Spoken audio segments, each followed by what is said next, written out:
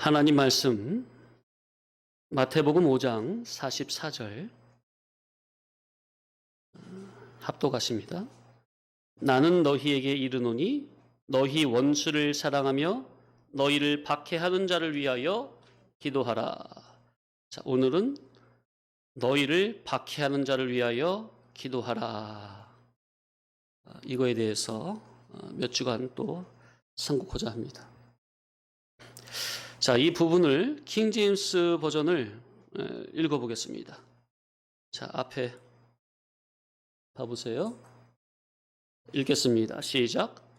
나는 너희에게 이르노니 너희 원수들을 사랑하며 너희를 저주한 자들을 축복하고 너희를 미워하는 자들에게 선을 행하며 악의를 품고 너희를 다루며 너희를 핍박하는 자들을 위해 기도하라. 자, 그러니까 우리 성경에는 너희를 박해하는 자들 위하여 기도하라 이렇게만 되어 있는데 스테판 워너 성경이나 킹제임스 버전을 보면 그 박해하는 자들 앞에 어떤 단어가 있어요? 예, 악의를 품고 요 단어가 있죠. 따라합시다. 악의를 품고. 자, 그러니까 박해를 하는 것이 실수나 순간적으로 그냥 올라와서 박해를 하는 게 아니라 일부러 악한 마음을 가지고 계획적으로 박해하는 겁니다. 그러니까 그 사람 속이 악하다는 거죠. 자, 그래서 박해하다의 뜻에는 협박하다, 천대하다, 법을 악용하다 이런 의미도 있어요. 그러니까 법을 악용하니까 사람이 꼼짝 못하는 거죠.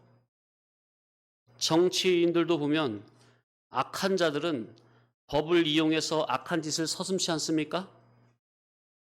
서민들은 법을 올바르게 지키려고 하는데 악한 자들은 법을 악용하니까 이건 뭐 못당히 내는 거죠. 또 비방하다, 모욕하다, 욕하다 이런 의미도 있어요. 자, 그러니까 악한 자들이 비방을 하는데 비방도 선한 사람이 비방받을 짓을 하니까 비방하고 욕하는 게 아니라 선행을 하는데 이상한 꼬투리를 잡아가지고 비방을 하는 겁니다. 악한 마음을 가지고. 상대가 자기 마음에 안 들면 일반적인 말이나 옳은 말에도 괜한 말꼬리를 잡거나 꼬투리를 잡아서 비아냥대는 것. 또는 상대에 대해 자기의 마음이 온전치 못하고 꼬여 있으니 상대의 말에 경청치 않고 상대가 말하고 있는데 듣기 싫으니까 딴 데를 본다거나 아니면 상대의 말이 듣기 싫으니까 상대의 말을 중간에 잘라버리고 다른 말을 한다거나 그런 악한 성질, 성격이 요소가 우리 속에 있습니까? 없습니까? 네? 그게 다 악한 마음이에요. 진리의 성도들은 그런 부분에서까지 다 거듭나야 합니다.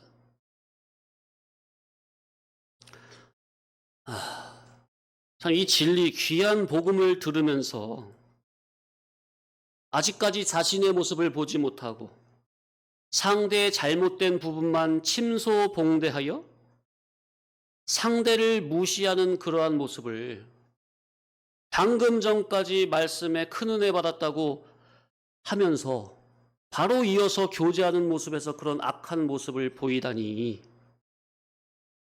그러니 말씀에 많은 은혜를 받았다고 하는데 정말로 말씀에 큰 은혜를 받았다면 그럴 수가 없는 건데 참 어떨 때는 인도자로서 자괴감을 느끼는 겁니다. 야, 언제나 고침을 받을까? 언제나 진리로 거듭나질까? 그 인격이, 그 성격이, 그 성질이. 자, 박해하다. 특히 악한 자들이 진리를 추구하는 우리들을 향해서 뭐라고 하느냐 하면, 너희는 만날 진리만 주장하냐? 진리만 주장하냐? 그렇게 또 비아냥거리기 일쑤입니다. 성도님들도 혹시 뭐 주변 지인들에게 그런 비슷한 말을 들어봤을 겁니다. 바르게 믿고 계시다면. 그게 정상이에요. 들어야 정상이에요. 그래서 주님의 귀한 복음 진리를 따르는 저와 여러분은 항상 매사에 정직하고 바르게 살아야 합니다. 매사에 거짓되면 안 되고, 정직해야 하고, 부지런해야 하고, 모든 면에서, 특히 인격적인 면에 있어서 그들에게 책 잡힐 만한 것이 있으면 안 됩니다. 마음이 넓어야 하고, 배려심이 넘쳐야 하고, 상대의 마음을 잘 헤아리고 공감할 수 있어야 합니다. 상대의 마음을 공감하지 못하고 자기 주격으로 나가는 사람을 뭐라고 하죠? 그걸 뭐라고 해요? 상대의 마음을 전혀 공감하지 못하는 거. 소시오패스입니까? 그죠? 상대의 마음에 전혀 공감이 안 돼. 그냥 자기 주격으로만 대하는 거야. 그러니까 아이들을 오냐오냐하고 이쁘네 그렇게 키우면은 그렇게 자랄 가능성이 있습니다. 예? 절대로 그러면 안 돼요. 이제 말씀드린 이런 거는 뭐 진리 신앙인은 이렇게 해야 한다 그런 정도가 아니에요. 이건 아주 기본이에요. 인간으로서 상식적인 거고 기본적인 것을 말씀드리는 거예요. 뭐 특별한 걸 말씀드리는 게 아닙니다. 그런데 기독자가, 특히 진리 성도가 이런 일반 상식적인 것이 갖추어져 있지 않으면 그 부족한 자기로 인해 주님까지, 진리까지, 교회까지 싸잡아서 비방을 받게 될 수가 있는 겁니다. 그러한 일이 전혀 없을 수는 없겠으나 주님을 모시고 있는 우리들은 최대한 조심해야 합니다. 언행을 정말 조심해야 돼요. 그런데 단순히 우리는 그런 차원이 아니죠. 단순히 언행을 조심하자 그런 차원이 아니죠. 조심해야 되겠지만 더 들어가서 우리는 우리의 속이 진리로 거듭나져야 합니다. 내 속이 진리로 뒤집어진 상태에서, 진리로 거듭나진 상태에서 언행이 그렇게 나가야지, 속이 안 바뀌어진 속에서 행동만 그렇게 자꾸 하려고 하면 이건 외식이고 위선이 될 수 있죠. 사람이 속이 안 바뀐 상태에서 겉으로 누구에게 예 하면서 고분고분하는 거 있습니까? 그 사람은요, 나중에 힘이 있으면 반드시 그 사람을 찍어 누르지 그때도 예 하지 않습니다. 돈 없고 힘 없고 배운 것이 없고 하니까 그때는 자기가 그냥 약한 것 같으니까 예 하는 거지, 돈 있으면요 그러지 않아요. 그러니까 흔히 이거 뭐랄까요? 웃픈 짤이라고 할까요? 웃기고 슬픈. 유튜브에 보면 어떤 게 있냐면은, 그게 뭐 실제 그런 건지, 그런 걸 영상으로 만든 것 같아요. 직장인 얼마나 상사에게 스트레스 받고 그렇습니까? 그죠? 근데 그 부하 직원이 로또에 당첨이 됐어. 그러니까 그 다음날 이제 회사에 갔는데 또 상사가 또 갑질하고 막 이렇게 하니까 대본 어떻게 해요? 상사한테 그냥 함부로 막 막말하면서 나 오늘도 사직서 낸다고, 잘 있으라고. 그러니까 그게 뭐예요? 그러니까 그걸 바라고 모든 직장인들은 로또를 어떻게 일주일에 한 번 사는 겁니까? 날마다 사는 겁니까? 일주일에 한 번이에요? 일주일에 한 번씩은 꼭 로또를 사고 있는 사람이 많습니까? 직장인 중에? 허성원 선생님 주변 직장인들 중에 있습니까? 아, 사고 있는 걸 얘기를 안 해요? 로또 사는 걸. 당첨된 거 말고. 아, 그래요? 그 예전에 사모 그 병원 다닐 때 보니까 그 일주일에 한 번씩 꼭 산대요. 그게 뭐랄까 희망이야. 지푸라기로 잡고 싶은 희망, 소망. 그 낙으로 그 힘든 생활을 버티고 있는 거예요. 한 번만 걸려라. 한 번만 터져라. 똑같은 거죠. 나에게 지금 힘이 없으니까 내가 지금 이러고 있는 거지. 나에게 돈만 있어봐. 힘만 있어봐. 그럼 야, 참. 하나님은 그 속 중심을 보시는 겁니다. 자, 우리 성도님들. 오늘 하나님의 날, 주님의 날 기억해서 이렇게 예배당에 오셨는데 성도님들도 이 진리를 따르는 것이 여기 아니면 갈 데가 없어서 말씀을 들을 곳이 없어서 궁여지책으로 오시는 겁니까? 아니면 주님의 복음 진리 자체가 너무 좋아서 주님이 너무 좋아서 예수님이 좋아서 이 자리에 오신 겁니까? 전자라면 회개해야 될 것이고 후자라야 하나님이 기뻐하시는 겁니다. 우리가 추구하며 나아가는 이 진리의 신앙은 여타 다른 곳들보다 조금 더 낫다. 그런 정도가 아닙니다. 질적 차원과 수준이 그 근원과 원인이 동인이 전혀 다릅니다. 근데 제가 제 말로 이렇게 말하면 참 이상하게 들을 거 아니에요. 그런데 제가 이제 말씀드린 이것이 왜 이런 말을 하느냐? 이것이 발견이 돼야 합니다. 눈이 떠져야 합니다. 영의 눈이 열려야 하고 영적 지각이 거듭남으로 영의 눈이 열려야 한다고 거듭 말씀을 드리는 겁니다. 그런데 이면에 대해서 눈이 열리지 않으면 너만 잘났냐 하고 비아냥거리게 되는 거죠. 자, 악의를 품고 그랬어요. 앙심을 품은, 악의에 찬, 심술, 원한. 영어의 그 품다, 악의를 품고 할 때 품고 그 의미에는 총을 겨누다, 죄인을 잔인하게 다루다. 그런 의미에서 악의를 품고.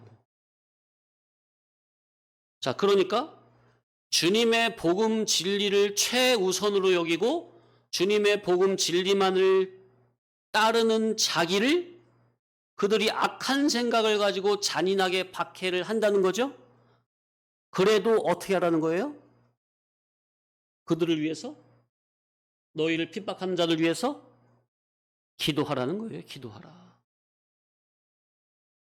악한 마음으로 계획적으로 나를 정말 악의를 품고 심술에 차가지고 원한에 맺혀가지고 나를 악하게 대하는 그들을 박해하는 그들을 향해서도 기도하라는 거예요.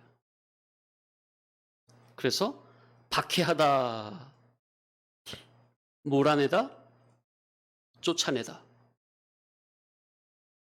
특히 종교, 인종, 신앙의 이유로 박해, 학대, 괴롭히다. 그런 의미가 있어요. 사람이 사람을 괴롭히면 이건 참 힘든 거예요. 그 마음이, 정신이. 군대에서도 고참이 후임을 괴롭히면 당하는 입장에서는 이게 참 힘든 겁니다. 그 정신이. 보통 군대에서 괴롭히는 것을 뭐라고 표현하죠? 갈군다고 표현하죠. 선임이 후임을 말로써 갈구는 거. 차라리 몇 대 맞고 끝나면 속 시원해요. 근데 이거 말로 끊임없이 계속해서 옆에 붙어가지고 그냥 말로 사람의 그냥 정신을 갉아먹는 거. 야, 이거 참 힘든 거죠. 자, 그런데 그렇게 학대하고 박해하고 괴롭힘을 당해도 그를 미워하지 말고 그를 위해서 기도하라는 겁니다. 자, 우리 성도님들은 어떻게? 신앙으로 인해서 나를 미워하고 박해하는 자를 위해서 기도하십니까? 아니면 기도하려고 애를 쓰십니까? 이것이 육적 본능상 잘 안 되지만 그래도 지금 원수를 사랑하라는 이 교훈이 벌써 14주째 계속 나가고 있는데 들은 이 말씀을 나름 삶 가운데 순종해 보려고 애를 쓰는 분들도 분명히 계신 줄로 압니다. 그러나 이 면에 대해서 도대체 이 원수 사랑의 이 말이 도대체 무슨 말인지, 도대체 이 말씀을 나보고 어떻게 실천하라고 하는지 아직까지도 아마 감이 전혀 안 오시는 분들도 계신 줄로 압니다. 이게 무슨 말이냐? 같은 이 진리 공동체, 성도교회라는 이 진리 공동체 안에서도 자기 마음에 안 드는 일을 하거나 자기 마음에 안 드는 언행이 나오면 대번 얼굴이 굳어지면서 자기가 당한 것과 똑같이 이에는 이, 눈에는 눈으로 상대를 무시하고 비아냥거리고 눈을 흘기는데 어떻게 나를 핍박하는 원수를 사랑할 수가 있겠느냐 그 말이에요. 그래서 우리 성도님들 정말 간절한 저의 바람은 우리 성도님들 제발 이 복음 진리에 눈이 열려야 돼요. 들을 귀가 열려져야 됩니다. 그래야 이런 깊고 심오한 하나님의 생명의 말씀이 자기 인격에 박힘으로 그대로 원수까지 사랑할 수 있는 그것이 되어지는 것이죠. 그게 눈이 안 열리고 귀가 안 열리면요, 원수 사랑은커녕 형제 사랑도 안 된다니까요. 그냥 언제까지 그냥 죽을 때까지 눈에는 눈, 이에는 이야. 아무리 원수 사랑의 말씀을 들어도 그 자기에게는 안 들리는 거야. 와닿지가 않는 거죠. 아니 와닿아야 순종이 되는 것이 아무리 들어도 와닿지 않는데 어떻게 순종이 됩니까? 와닿지 않으면 아무리 진리 복음을 들어도 원수랑 귀에 못이 박혀 들어도 거듭나지 않으면, 귀문이 열리지 않으면 당장 자기에게 조금만 언짢게 하면 그냥 바로 그냥 이에는 이, 눈에는 눈 나가는데, 그렇게 우리가 육성 죄성이 강하다고요. 그런 죄인된 자기임을 자각하시라 그 말이에요. 그게 돼야 깨달아져야 돼요. 자기의 죄인됨을 모르면요, 형제를 그렇게 미워할 수밖에 없는 거예요.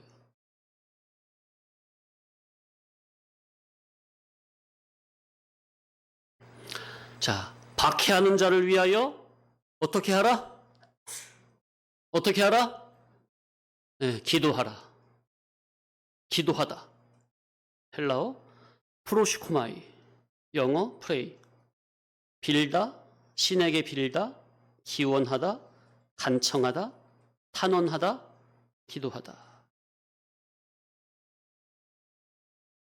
하나님께서 우리에게 기도하라는 것은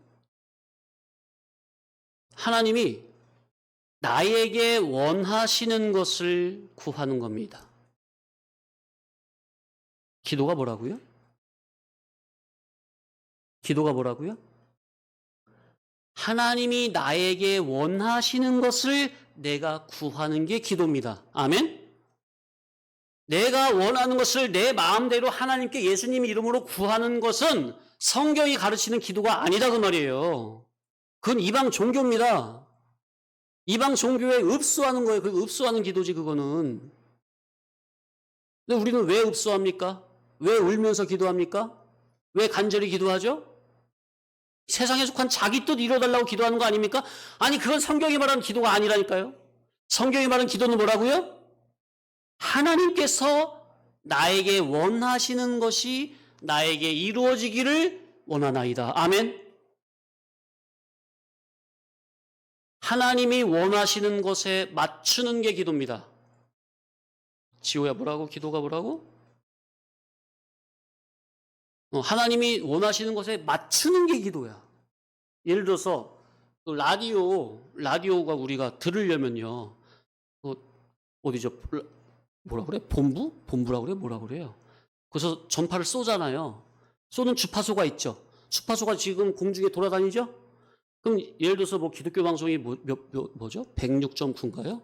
그 기독교 방송을 듣고 싶으면 내가 라디오 주파수를 어디에 맞춰야 돼요? 내 멋대로 해놓고 여기에 주파수요 옷이 없어서 하나님 제 기도를 들어 그렇게 한다고 되는 겁니까? 아니면은 그 106.9 쏘는 위에서 쏘는 그 주파수에 내가 맞춰야 그것을 내가 들을 수 있는 겁니까?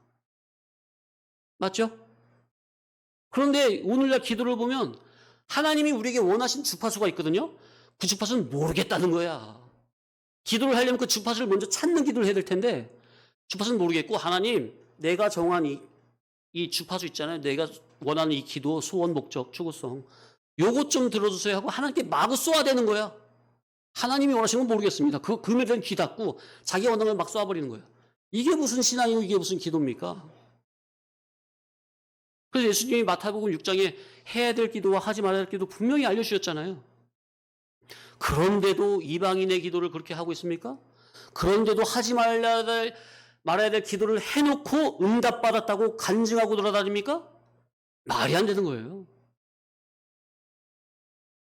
그래서 성도의 기도는 첫째, 나를 향하신 하나님의 뜻을 깨닫기 위한 기도입니다. 성도가 해야 될 기도는 첫 번째 어떤 기도라고요? 따라합시다. 나를 향하신 하나님의 뜻을 바르게 깨닫기 위한 기도.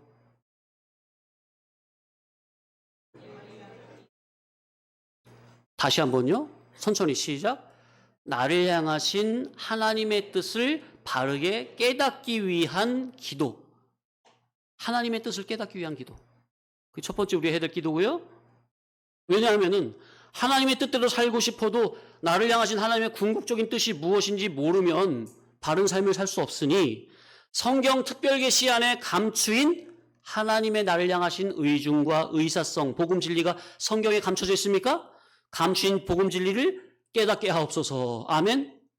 그게 우리가 성도해야 될 첫 번째 기도예요. 두 번째는 근데 복음이 깨달아졌으면 하나님의 나를 향하신 의중이 내 인격에 그대로 이루어지기를 원하나이다. 아멘. 이 두 가지 큰 틀 안에서 기도를 해야 하는 겁니다.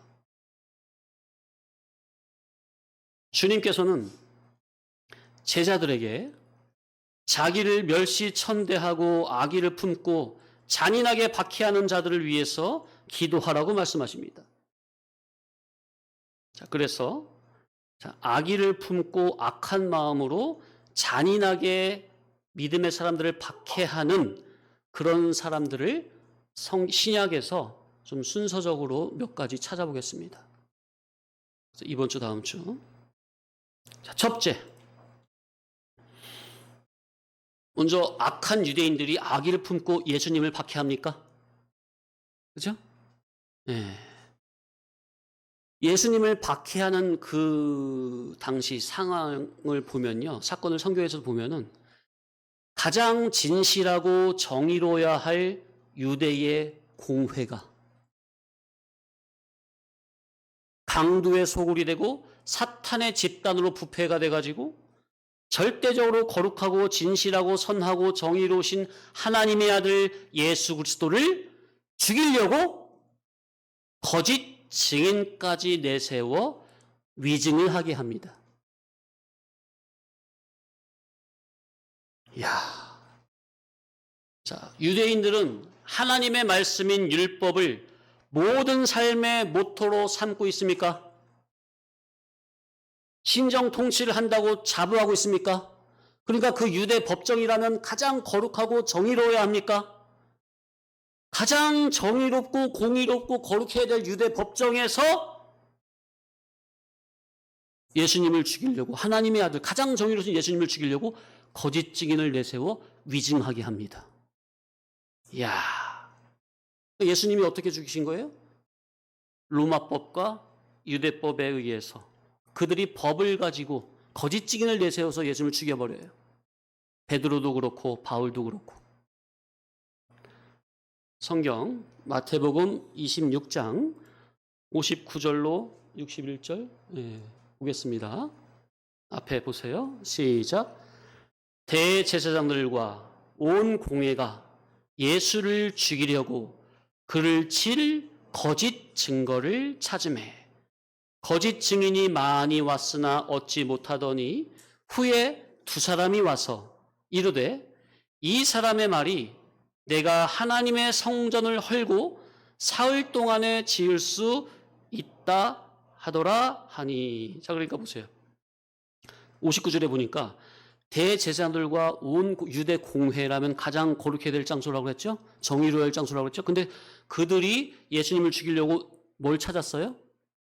거짓 증거를 찾아가지고 60절에 보니까 거짓 증인이 많이 왔어. 그러니까 이 거짓 증인은 어떻게 한 거예요? 이 유대 종교 지도자들이 돈으로 매수하거나 협박하거나 해가지고 거짓 증인해라 한 거예요. 그런데 그 거짓들이 많은 사람들이 와가지고 증인을 했는데 이게 앞뒤가 다 달라. 말이 안 맞아. 그죠? 그러니까 이 효력이 없었는데 이 61절에 이제 이건 진짜 이제 나온 거죠. 이르되 이 사람의 말이 내가 하나님의 성전을 헐고 사흘 동안에 지을 수 있다 하더라. 이 말씀을 예수님이 언제 하신 거죠? 요한복음 2장에 보면은 성전 정화 사건이 나오죠. 너희가 예수님이 하도 화가 나셔가지고 의분이 일어나시고 너희가 이 성전을 헐라 내가 사흘 동안에 일으키리라. 그것은 성전을 그 유대 그 건물을 말한 게 아니라 예수님 당시 성전된 예수님의 육체를 계시적으로 상징적으로 말씀하신 건데 그들은 그 말의 의미를 모르고 이렇게 이제 말을 하는 거예요. 왜냐하면 그들은 유대인들은 그 헤롯 성전 있죠. 그 성전을 우상으로 섬기고 있거든요.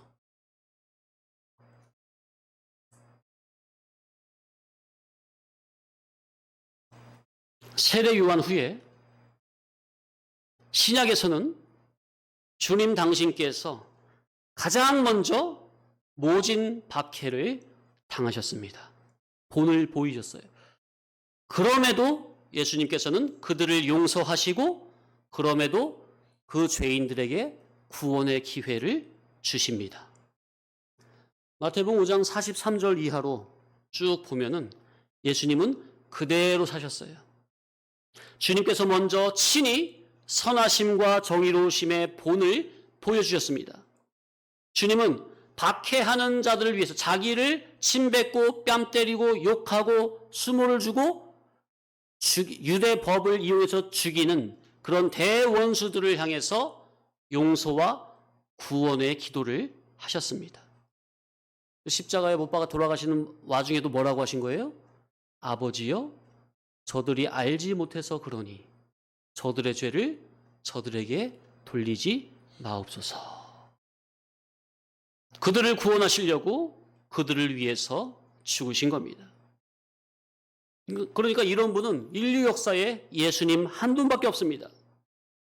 죄인을 위해서 악인을 위해서 죽으시는 의인이 아니라 세상에 보면 의인을 위해 선을 위해 죽는 자가 혹 있습니까? 그러나 예수님께서는 죄인 악인 된 우리를 위해서 죽으셨습니까?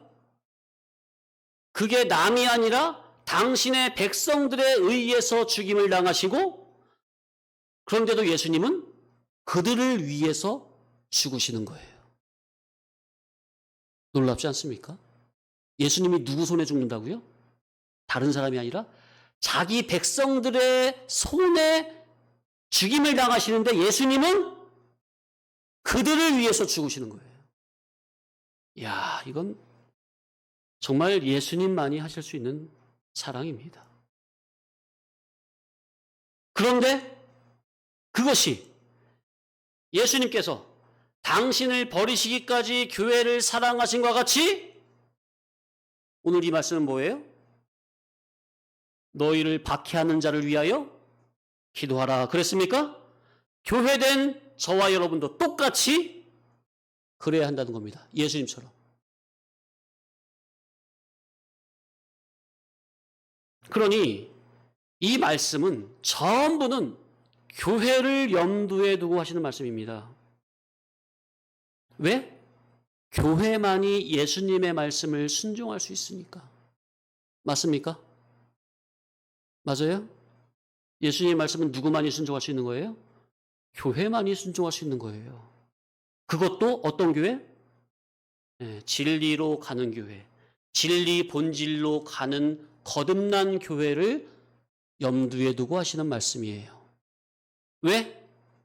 진리로 거듭난 교회라야만이 주님의 이런 원수를 사랑하라는 이런 말씀에 온전히 순종이 되는 거니까요.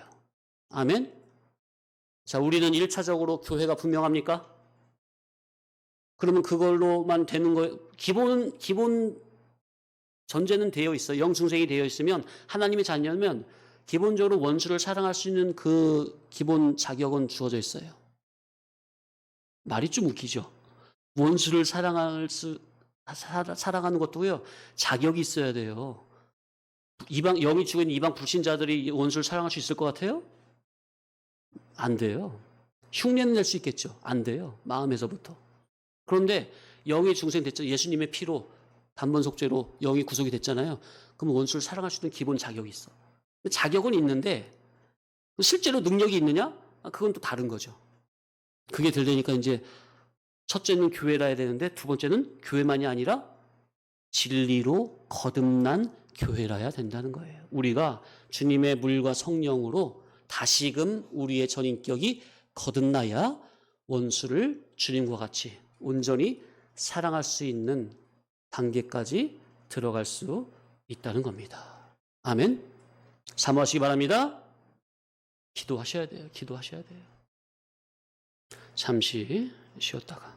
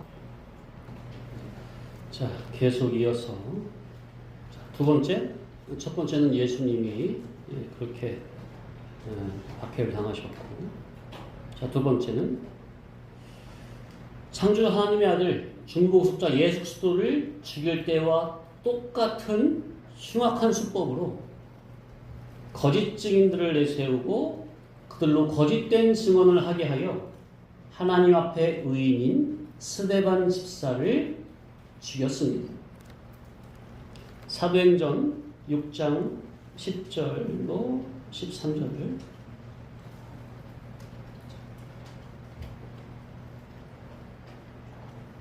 읽겠습니다. 시작.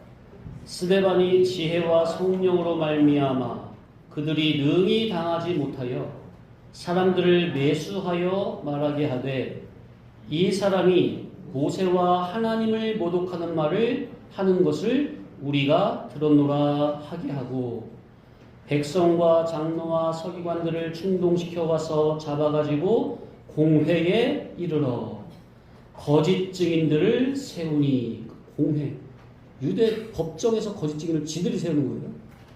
이야, 정말 악독한 사람이죠. 계속이요. 이르되 이 사람이 이 거룩한 곳과 율법을 거슬러 말하기를 맞이 아니하는도다. 이 거룩한 곳이 뭘 말하는 거예요? 네? 헤롯 성전. 헤롯 성전. 예수님 당시에는 헤롯 성전이 뭘로 전락이 되어 있다고요? 우상단지. 예수님 당시에 헤롯 성전이 우상단지 됐다니까요. 그러니까 예수님이 성전에 들어가가지고 이렇게 다 그냥 소와 나귀와 양과 비둘기 판자를 다 그 산을 다 둘러엎어서 쫓아내신 거 아니에요. 채찍을 들어가지고.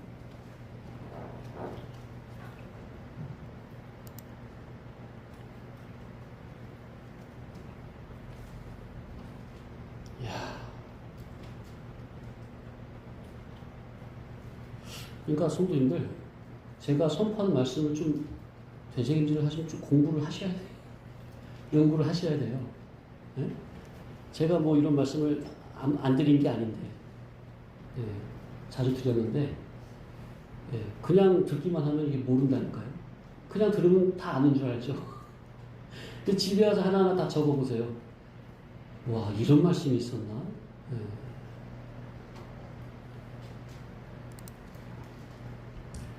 세상에서 가장 진실하고 가장 정의로워야 할 유대인들이 스데반을 죽이려고 거짓 증인을 매수해서 세웁니다.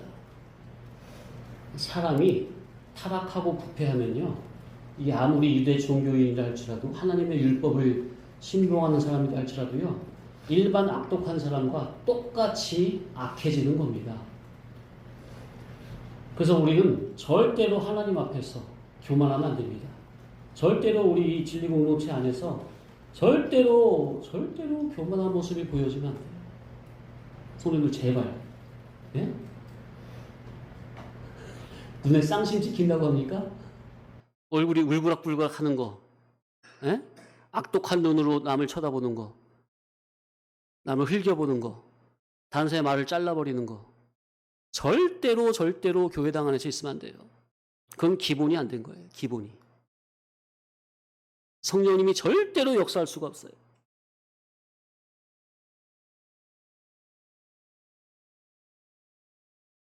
우리가 진리를 듣고 진리대로 행하고자 하지만, 그러나 진리로 온전히 거듭나지 못한 속에서는 우리의 생각이 순간 빗나가 버리는데, 그러면 어제까지는 신앙 믿음 좋은 집사 권사님이 오늘 하루아침에 일반보다도 못해버리는, 그렇게 될 수도 있다는 거예요. 전락이 될 수 있다는 거예요.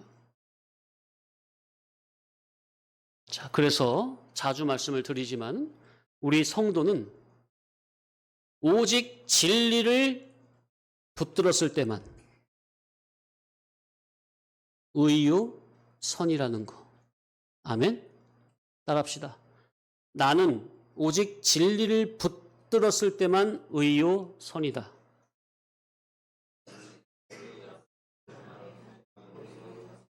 그런데 그것도 성령님의 감화 감동으로 진리를 붙들었을 때만 바르게 갈 수가 있는 겁니다. 자기 의지로 하는 게 아니라, 진리를 붙든 자기 의지가 있다고 해서, 진리를 붙들었다고 해서 의고 선이가 아니라, 진리를 붙든 거기에 누가 감화 감동을 해주셔야만, 성령님이 감화 감동을 해주셔야만 의요 선이다, 그 말이에요. 그런데 마음 정신은 없고 진리를 깨달아 배운 지식만 머리에 남아 있다면 그 사람 속에는 악이 그저 발동이 된다는 겁니다.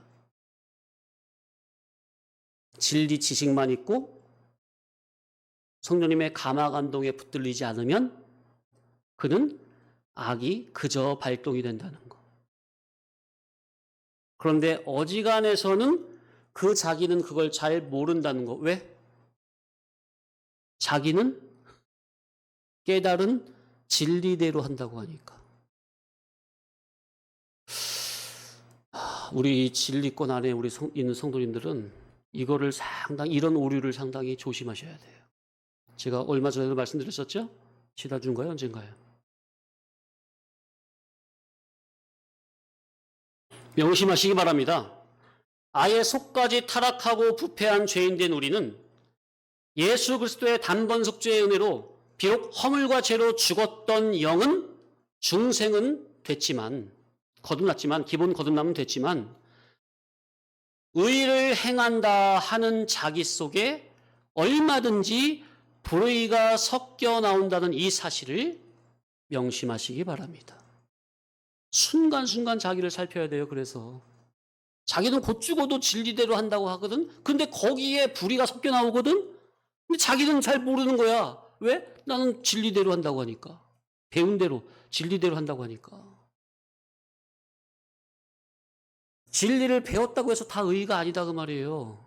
거기에 얼마든지 불의가 섞여 나온다 그 말이에요. 그러한 죄인된 자기임을 알아야 된다 그 말이에요. 근데 이거를 알 수도 있는데요. 어쩔 때는 그 양심까지도 짓밟는 겁니다. 네? 어쩔 때 자기가 느껴요. 근데 그 느껴지는 양심까지도 어쩔 땐 일부러 짓밟는 거야. 그래서 성도님들, 제가 항상 말씀드리죠. 아주 기본적이고 아주 사소하고 아주 상식적인 양심 싸움에서 이겨야 합니다. 양심 싸움은 뭐죠? 큰 겁니까? 정말 아주 기본적이고 상식적이고 사소한 겁니까? 예? 예, 아주 기본적이고 상식적이고 사소한 겁니다. 이 양심 싸움은 자기 속에서 막 일어나는 거 있잖아요. 그 신앙의 양심 싸움, 그거조차 이기지 못하고 넘어지기를 반복하면요, 그게 단단해지는 게 아니라 점점 더 무뎌지고 약해지는 겁니다. 또 이제 그 격투기를 보면요, 거기서 저도 보고 아는 건데, 사람이 매를 맞는 맷집이, 배는, 사람의 배는 근육으로 덮여 있어서 맞으면 맞을수록 강해진다고 합니다. 그런데 이 턱은 맞을수록 약해진대요. 이거는 뭐랄까, 훈련 연단이 안 된대요. 턱은 맞을수록 약해진대요. 왜냐하면 턱은 뇌와 직결되어 있고 턱관절은 근육이 아니잖아요. 뼈기 때문에 이건 맞으면 맞을수록 약해진다는 겁니다. 그래서 젊어서는 맷집이 좋던 사람도요, 거기 격투기 세계에서 오래 머물다 보면 점점 맷집이 약해지는 거예요. 신앙의 이 양심 싸움에서 날마다 넘어지고 자빠지기를 계속 반복해서 넘어지는 것은요, 이건 마치 턱이 깨지는 것과 같아서 넘어지면 넘어질수록 약해지는 거예요. 강해지는 게 아니라, 연단이 훈련이 되는 게 아니라. 양심 싸움에서 날마다 이기고 승리를 해야 이제 비로소 청년의 신앙이 되어 적극적으로 믿음의 선한 싸움을 싸워 이길 수 있는 군사로 거듭나지는 겁니다. 우리 신앙의 교훈은 갓난아기나 어린아이의 단계에 머무는 수준이 아니라 무럭무럭 자라 청년이 되어 싸워 이길 수 있는 영적인 군사의 신앙으로 성장케 하는 교훈임을 명심하시기 바랍니다.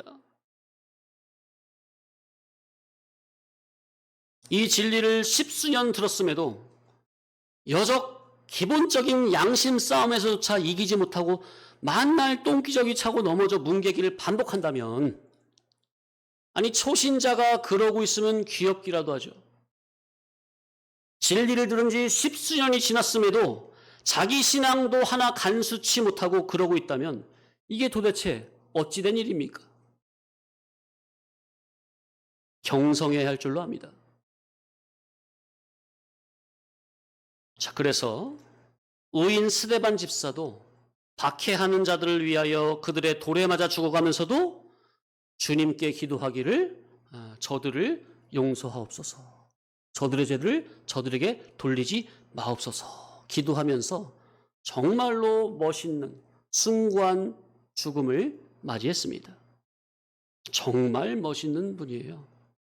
그 설교도 얼마나 정말 알짜배기인지 몰라요. 사도행전 7장의 내용. 구약 성경을 그냥 한눈에 통찰해가지고 딱 믿음으로 꿰죠.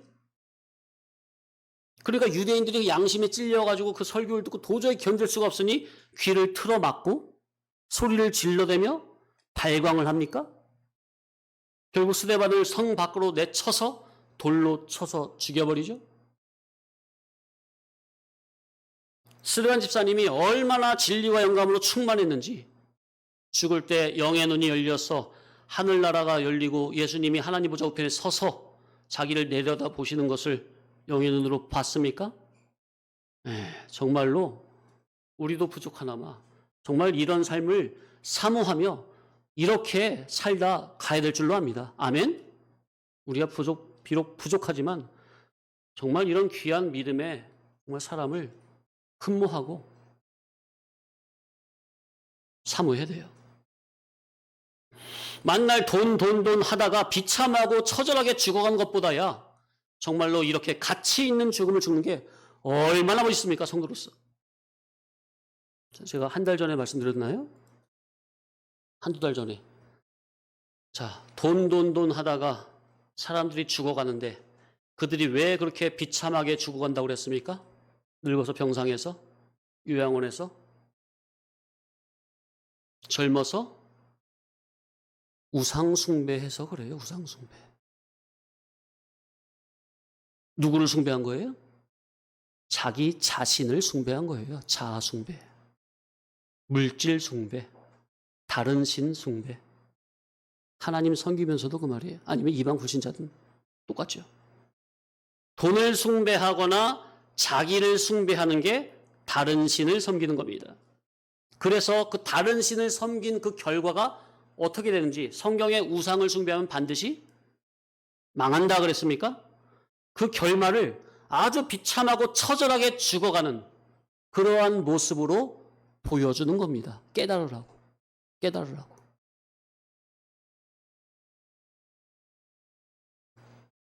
우리 젊은이들도 지금은 정말 이팔 청춘 멋지다고 하지만 사람이 늙어 병들어 죽어갈 때 그 과정을 보면 그게 바로 뭐라고요? 그동안 떠받들었던 자기라는 우상이 철저하게, 처절하게 무너져가는 과정이라는 거.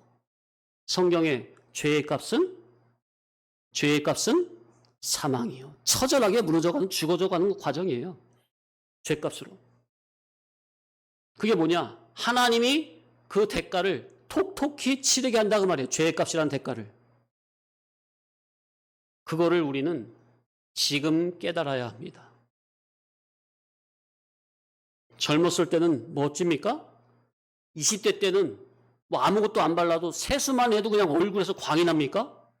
저도 그런 때가 있었습니다. 정말 20대 때는요, 세수하고 얼굴 보면 제가 깜짝 놀라요. 얼굴에서 광이 나, 빛이 나. 20대 때는 그러더라고요. 뭘 입어도 멋있고 아름답다 하지만 그 자아숭배라는 우상숭배의 죄값을 하나님은 반드시 물으시니 늙어 병상에서 아주 비참하고 흉측하게 죽어가는 겁니다. 죄값으로 말미암아. 자기 죄값으로 결국 죽습니까? 죽었어도 죽은 그 상태로 사흘 이상을 둘 수가 없어서 땅에 묻어버리든지 불 속에 집어넣든지 합니까? 하나님이 그렇게 복수하시는 거예요. 그 사실을 지금 조금이라도 건강할 때 지금 깨달아야 돼요. 그래서 절대로 자기라는 우상을 숭배하면 안 됩니다. 아멘? 우상이 누구라고요? 자기. 자기라는 우상을 절대로 숭배하면 안 돼요. 하나님의 자녀 천국 백성에게는 예수님 믿는 신앙밖에 없습니다. 그래서 오로지 그분을 위해 살다가 그분을 위해 죽겠다는 이 마음이 속에서 불타야 합니다. 솔로몬이 뭐라고 그랬습니까? 헛되고 헛되며 헛되고 헛되니 모든 것이 헛되도다. 사람이 해 아래서 행하는 모든 것이 다 헛되도다. 모든 것이 바람을 잡으려는 것과 같다. 이 이치를 솔로몬처럼 늙어서 깨닫지 말고 신앙의 선박을 다 살아보고 다 누려보고 다 해본 다음에 인생의 지침서를 알려줬으니 우리는 지금 이 이치를 믿음으로 깨달아야 합니다. 아멘? 이것은 없었는데 찾기 쉬우니까. 사도 요한은 뭐라고 그랬나? 요한일서 2장 15절로 17절 찾아보세요. 이거 없을 거예요.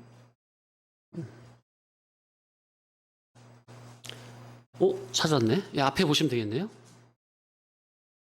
자, 시작.